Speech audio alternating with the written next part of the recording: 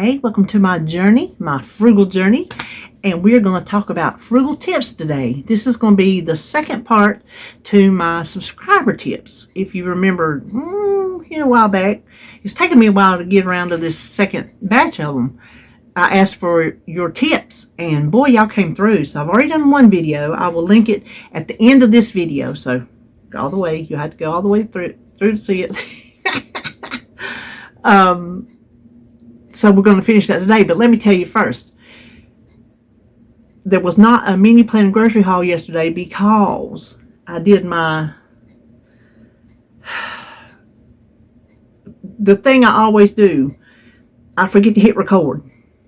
So I had a little video I went to edit last night. It was late because I finally got my mop cut. So it was late when I got home. I'm like, filmed my menu. I'm like, okay, I'm going to come back here and I'm like, edit it.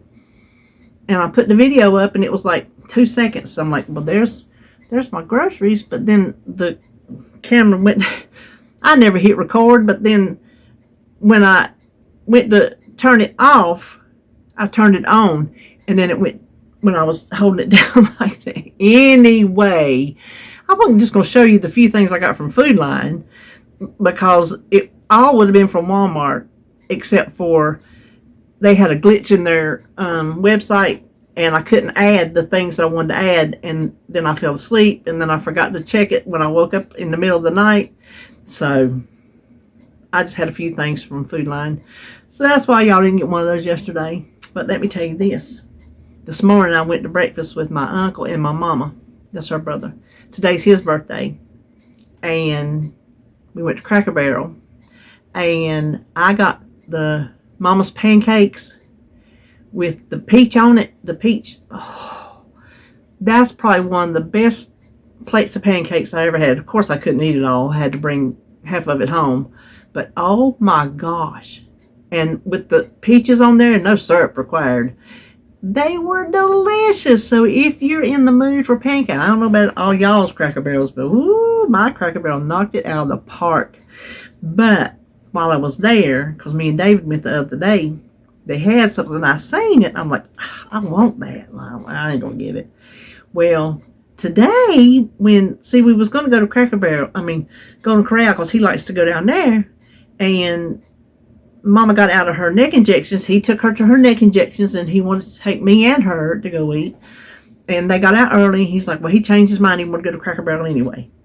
So when we went, I'm like, I guess that's a sign I'm buying a birthday present for me. Because, listen, my birthday is Saturday. I am going to be 62. And you know what? I was in there, I was thinking, I'm like, old. You're getting old. And I'm like, you know what? No, I'm not. I am numerically, what did I say? Oh, numerically mature. That is what we shall call ourselves, ladies and gentlemen. Numerically mature. There you go. But, so I saw it as a sign to buy myself this gift for my birthday from me to me. Yes, I can drive a stick. Ain't that me? That is me right there. That is me. Look, it comes with this little rubber. Oh, it's completely silicone. I thought it just fit over the bend of the stainless steel, which always got a stopper on it. I didn't realize. Now, it's not going to hold much, but it's enough for me to drink something out of. Oh, I love it. Y'all know how I feel about my witches. So, she's pretty too, ain't she? Yes. So, anyway, I thought before I took my clothes off, I'd sit here and have some clothes on for y'all today. So, hold on a minute. When I was on the porch the other day, going through whatever real quick, and I didn't have my coffee. There was a couple of you said, you didn't have your coffee, but you didn't have your coffee on the porch. You always have your coffee. I know. It was just going to be a quick video, and I didn't think I would have time to have coffee out there, which, I can finish it in here, but anyway. Let me just stop the talking and get to the tips. So, this is the other, I think I'm going to do the other half. I'm going to do all this in one. If this is a long video, I'm sorry. I don't think this is enough to break into 3. I don't think. We'll see. So this is from Tammy Joy Sizemore 659. She says, I declare it seems like we talked about that one. I feel myself having read it. You know what? If I did, Tammy Joy, we're going to read it again. I do plan leftovers that probably saves. Like I'll make a big pot of chili, and first it's chili and rice with cornbread. Then some will go to make chili rice casserole freezer meal. Some will make Frito pies either later that week or freezer appropriate containers worth and label Frito pie if it will be longer out on the menu. And then I usually freeze another as just chili to have later with cornbread something. I do similar with taco meat. We will have tacos one day, and then I'll make burritos or taco enchiladas or a pan of each for the freezer with sauce and cheese already on top to pop in the oven later. I also freeze some for taco soup later or a taco rice casserole. See, that's an awesome tip. Do your planned leftovers. Make enough cooking at one time, and that saves you later, either in the week, like she says, or in the freezer. So I did that yesterday. I got back to doing my making one casserole into two so we could eat one and freeze one, and then we're not stuck with a whole bunch of leftovers. I got back to that. Okay, now we got a lot that's coming from MJ King 9019. She gave me a lot on the first half, and so this one's really got a lot. This is so funny. That's I don't normally, if you have personal stuff added, I don't normally read it, but this is too funny not to read. I left you a book the last time, and I'm probably leaving you another one this time. Listen, I don't care.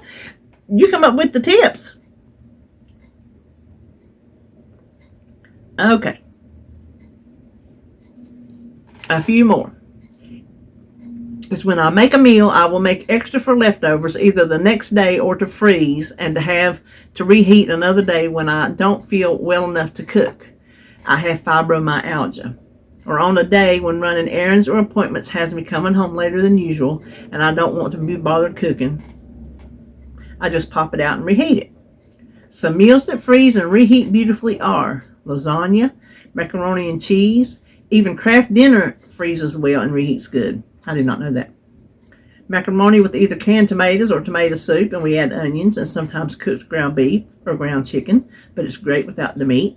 Shepherd's pie, meatloaf, meatballs, hamburgers, Italian butter chicken. We just make the rice fresh and heat it up. You can freeze leftover rice and heat it up when you want some too. I've done that. Soups and stews and chilies freeze great. Seafood chowder freezes well. We've never had any issues with the texture when we reheat it. Pizza, either homemade from a restaurant or a frozen one that you cooked, can be frozen after being cooked. To reheat, simply spray a piece of foil and wrap it in the foil and bake it from frozen. Oh, you can let it thaw, then reheat in the oven if you won't have the time. Any pot pie will freeze great. Quiche, omelets, frittatas all freeze great. Do not reheat in a microwave as it will turn rubbery. Either thawed and reheat in a frying pan or reheat in the oven from frozen after thawed. Either way will work great. Quiche with or without a crust can be frozen once cooked and reheats lovely. Cooked beans can be frozen to use at a later date, either plain or baked beans. Other tips. Any bread or baked good will freeze well. I should look at y'all every now and then when I'm reading instead of just staring down at the paper. Any bread or baked good will freeze well so long as it doesn't have any icing. I don't know how anything with a filling will be after freezing, but like a cinnamon raisin bread does freeze well, so you can totally stock up when they are on sale. Meat that was frozen can be refrozen after it has been cooked fully. So if you've got a great deal on a package of frozen meat, and when you take it out to cook it, you have way more than you need, it can be refrozen after you've cooked it. If it's on the bones, you can take it off the bones to freeze or leave the bones on. It's a personal choice. I love to remove the bones and save them in a bag to make broth with at a later date. Even pork chop bones can make a great pork broth. I bet it can. Listen, I miss pork, but I don't tell David. He don't eat it because of his gout. And he said this week, because I said, I'm tired of chicken and hamburger. because I'm not buying roast and stew beef, because we have to make 2 pounds of it to even get enough to eat and have leftovers, because you know it cooks down to nothing. I said, I'm not paying $12 for a meal of meat. He said, well, you could throw some pork chops in. I'm like, no, we're not eating pork. He said, well, my legs, they've just been doing so good, I don't want to mess it up. I'm like, we're not eating pork chops. I don't tell him I miss pork. I would never tell him that, because then he would tell me to make it, and I'm not going to. Okay, anyway. Shellfish. Save the shells and use to make a shellfish broth. You can chop up onions and or garlic and freeze to use later. Canned tomato paste. Take it out of the can, place it in a Ziploc bag, and freeze flat. Before freezing, mark the bag with the back of a butter knife. Do not cut the bag, but section it off into blocks. Then, talking so much. Then when you need 1 or 2 for cooking, it will come out easy and you won't waste an entire can of tomato paste. You can also do this in an ice cube tray if you want. That's pretty cool. Score it through the bag and then just break a block off. Citrus fruits. You can take the peels and freeze to use to flavor water with, to add into iced tea, or you can grate the zest and freeze in a Ziploc for later use when you need the zest but don't have the citrus fruits on hand. Hold on just a minute. I'm talking so much I'm getting a dry spot back here. I need to do that, because there's times I have recipes that call for zest and I don't have it. It don't necessarily call for juice all the time. And then there's times all I need is the juice. And well, like for lemons, I save the lemons. I cut them up and save them to run through the garbage disposal. But I could definitely zest them first and still save them for the garbage disposal. So I need to do that. Listen, y'all have given me so many tips. I'm going to go back through here and read it carefully to be sure and write them down so I can remember them. There are lots of things in here. Some things I do and some things I don't. So where were we? If you get citrus fruits to use the juice in dishes, save the leftover fruit in a Ziploc bag in the fridge or freezer. You can still add that to water, iced tea, or in a soup for a burst of that citrus flavor. If you buy Parmesan as a block or wedge and it has a rind, save the rind in the freezer. You can pop that into pasta sauce or any soup for the flavor of Parmesan. Just take it out before serving, because the rind is inedible to my knowledge. I've seen them do that on the fancy shows. They save that rind and add it to their pasta sauce. I don't think I've ever bought Parmesan cheese with a rind. Not to my knowledge. You can freeze garlic as whole bulbs once peeled. Well, that's good to know. Holly wants to grow some garlic, so that's good to know. You can freeze ginger from fresh or as a whole piece or chopped or minced. Then when you need ginger, just grab and use. The stems of herbs can still impact a lot of flavor in the dishes. Save them and freeze them when you make soups or sauces like a pasta sauce. Put the stems in. Just remove before eating, since some stems are inedible. You know what I was thinking just now reading that? You could tie them up. You know how you tie fresh herbs together, put it down in the pot, and then you take it out. You know, you tie it with cooking twine. You could tie those stems together with cooking twine and put it down in there. That way you can pull them out easy. You can freeze fresh. You can freeze fresh mint in water to use in water or iced tea. You can even freeze it with a fruit like a piece of lime and mint and use it in any drink where you want both flavors. This will dilute the drink with the water a bit from the ice, but it does add a lot of flavor.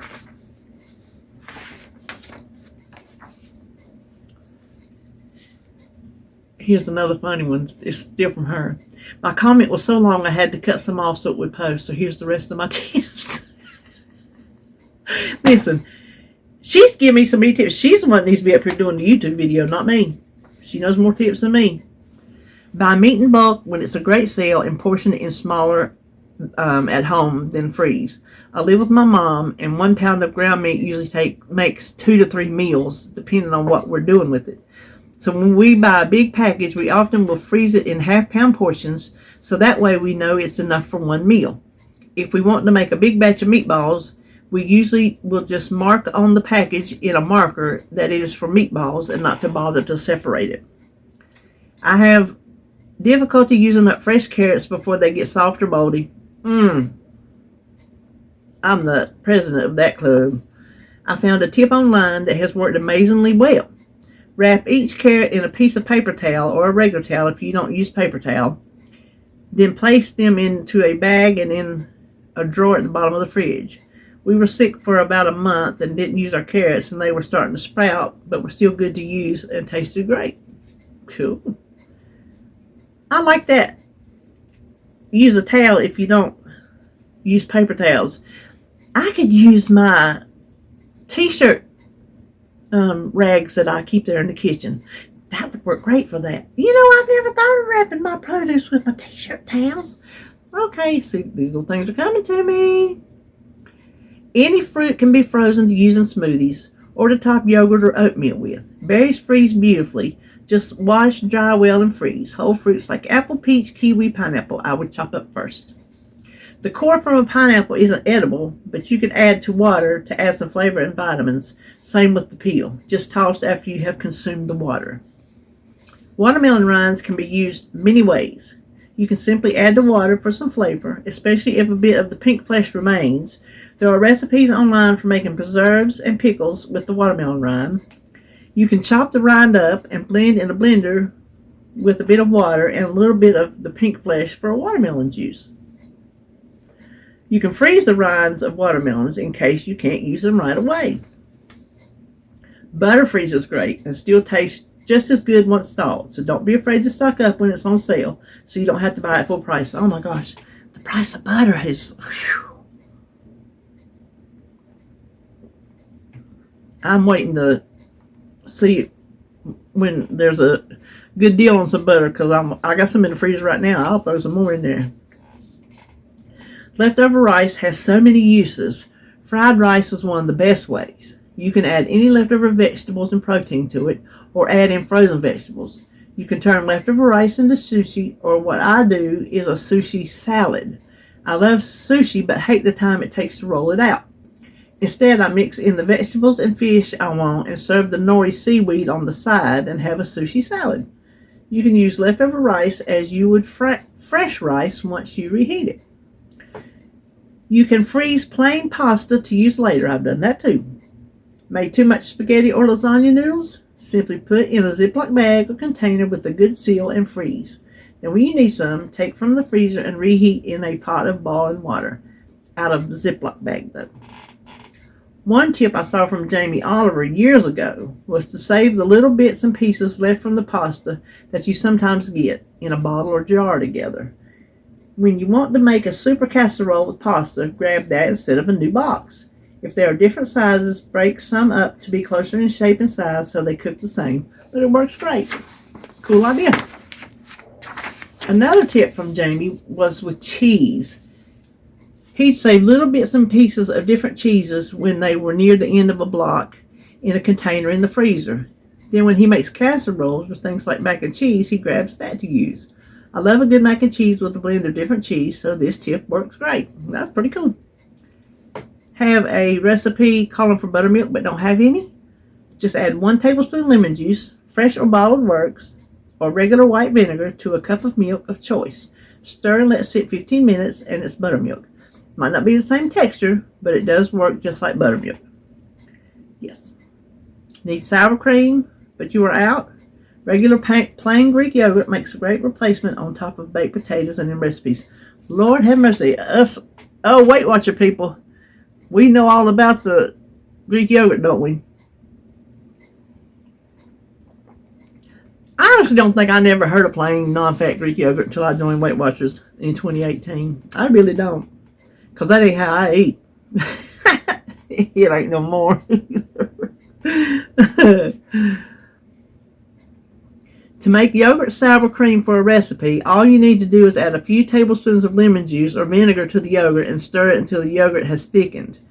The acid in the lemon juice or vinegar will cause the yogurt to thicken and separate just like the sour cream would. Interesting. Need self-rising flour? No, you don't need to go out and buy another bag of flour. But you know I'm from the South, girl. I got my self-rising flour on the counter right there with my plane. But this is a good tip because everybody don't use self-rising flour like the South does. I'll say that. You can make this from all-purpose flour simply by following this formula. For every 1 cup of all-purpose flour, add 1½ teaspoons baking powder and 1/4 teaspoon fine salt. Mix well and use in place of self-rising flour. Need Greek yogurt for a recipe, but it's too expensive to buy? That's okay. You can turn any plain yogurt into Greek yogurt at home with just a few hours or overnight. Place several layers of cheesecloth in a fine mesh strainer. Pour the yogurt into the strainer, allow to rest on the counter or in the refrigerator until it reaches the desired consistency, about 2 hours. About 2 cups of whey should be strained for Greek yogurt. You don't have to throw out the whey that comes out of the yogurt. It's perfectly good for you and has uses. You can add it to a smoothie. You can soak nuts, seeds, and grains in it. Something in the whey will help make them easier to digest. You can substitute it for milk or water in bacon. You can soak meat in it for 30 minutes to help tenderize it. Skin care. Dab some onto your face with a cotton ball and use like a skin toner. You can add it to your bath to help soften your skin. Use it in place of hair conditioner. Side note, stale beer also makes a great hair conditioner, but who has stale beer? I used to have my mama buy me beer, not to drink. When I was coming up and had long hair, ooh, girl, I had long hair. And I would go in here, because this is the house I grew up in, and fling my head over the side of the tub and pour that beer on there. If you make your cats and dogs wet food, add the whey to it for added nutrients. Or turn whey into ricotta cheese. 2 gallons fresh whey, used within a few hours of straining. 1 gallon of milk, optional 1/2 cup of distilled white vinegar, cheese, salt, or non-iodized salt. Now she gives the instructions, but I'm not going to go through all that because it's a big long ordeal and I'm sure I will mess it up and confuse somebody. But I'm sure you can find the instructions on Google, or if you go to my video, just go down into the comments and you'll find it. Well, looky here. Also from MJ King. When using a jar of sauce and it's at the end, add a splash of water, milk, broth, etc. Put the lid on and then shake it to pour it into the sauce or dish. There might not be a lot left in the jar, but every little bit helps to stretch your meals more and make sure you're getting your money's worth. Yes, and it keeps you in that mindset. That's very important. End of a jar of peanut butter or jam or jelly. Can't clean the jar out? Add some oats to the jar, milk and other fixings, then you can store in the fridge overnight and pour it into a bowl to make some kind of baked oatmeal dish. Either way, it helps use up the last bits of peanut butter and jam, and you get more flavor into your oatmeal or baked good. One more I forgot. When making gravy, we use drippings from meat, but you can make it from any broth or bouillon mixed with hot water. We also add a splash of cooking water from vegetables into our gravy. It adds more liquid, but doesn't dilute the taste. Adds extra vitamins that we lose from cooking the vegetables, but adds flavor. Then we add the cornstarch or flour or whatever slurry that you mixed with water. Gravy does freeze well to be reused later and reheats beautifully on the stove in a pot. Miss Darlene McCumber, 5264. Buy chicken with bone and skin on when cooking to use in a recipe. Save the broth, either can or freeze to use in other recipes. I haven't bought chicken broth in a long time. I need to get better at that. I switched from coffee pods to ground coffee using my reusable pod insert, saving a ton. Yes. I'm getting better at it. I'm not completely broke from the pod. I grind my own chicken turkey breast. This saves me at least $3 a pound. Buying only in-season produce, like my mom did. If I run out of ingredient, okay, this is a big one. If I run out of an ingredient, I do without until next shopping trip or find a substitute for it. That's part of the make it do or do without thing. John Hawkins 8552. I save parts of my junk mail, any sheets with a blank side. They're usually folded like a letter, so I just cut them into 3 pieces and I think she meant staple, or paper clip them together to jot down notes or phone numbers on. This saves on notepads. It does, but y'all know I got a drawer full of notepads back here. Y'all know it. I sit back here. Matter of fact, look. I use the back of a notepad. I don't never do that. And I got a piece of, hold on. Oh, that's the back of a notepad too. I guess all those are the back of a notepad. What do you know? I got like 4 papers there in the back of my notepad. I turn them over and use them. I don't never do that. I got so many notepads and notebooks, it ain't funny because y'all know I have a problem. And when I was living in the Dollar Tree, I really had a problem. When cool ones came out, Mama had to have them. So Holly comes up here and shops in it sometimes. Now, here is the last one from Miss Susie Schofield, $4.90. Call me old-fashioned, which my children do, but I save aluminum foil that has not touched the food.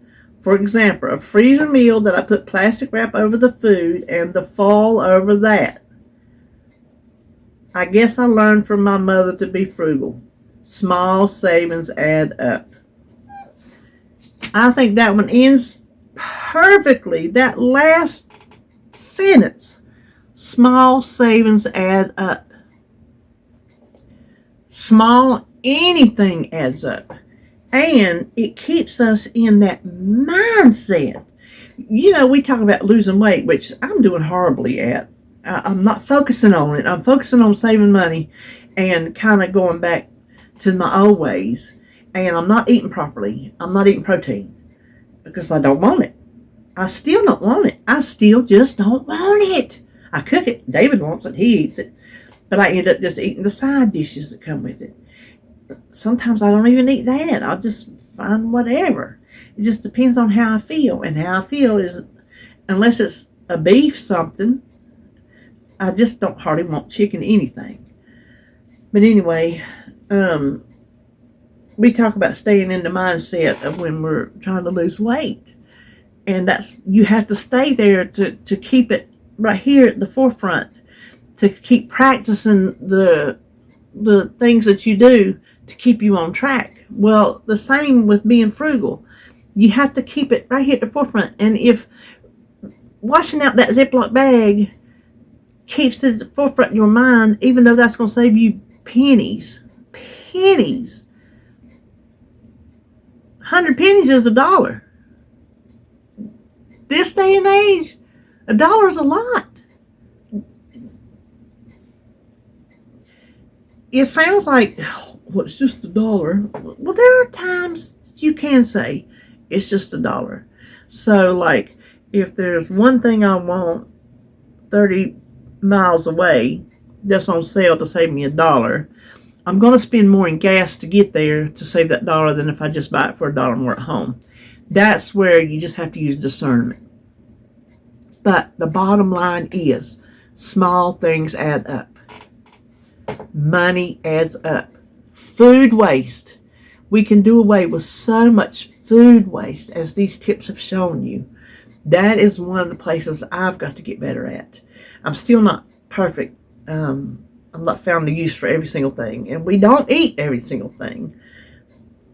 And if we have a leftover, which I'm trying to not have, that, you know, doesn't get eaten in a reasonable amount of time, then if it's going to be iffy, I get rid of it. And I need to figure out, like, what to do before it gets to the iffy stage. So anyway, I thank y'all for these tips. I appreciate them so much. And I think on my other video and on some other videos, y'all have added some tips. But I didn't go back and get them and add it to this because it could probably be a ongoing thing. But y'all are more than welcome, like I can stop you, to look at the comments on my videos and interact with each other. Comment on somebody's. Interact with them. People leave different little tips all the time. So yeah, get together, be a community in my comment section. So, and when somebody's mean to me, get them. No, you don't have to. Yes. No, I'm just kidding. So anyway. All right, well that's all. I'm getting kind of, I don't know, punchy or something. So that'll be all for today. Back tomorrow for Frugal Friday. Not sure if I'll do live yet. I just don't know. I just do so much running back and forth for the garden. When I have time at home, I have things I need to do, and when I'm not doing garden produce, I've got other things in my house to do, and just to sit down for a couple hours, I don't know. And then I feel like I don't have nothing to talk about, so we'll see if we do live or not. But we'll be back for a Frugal Friday about this big. It'll be about this big. So, okay, see you then.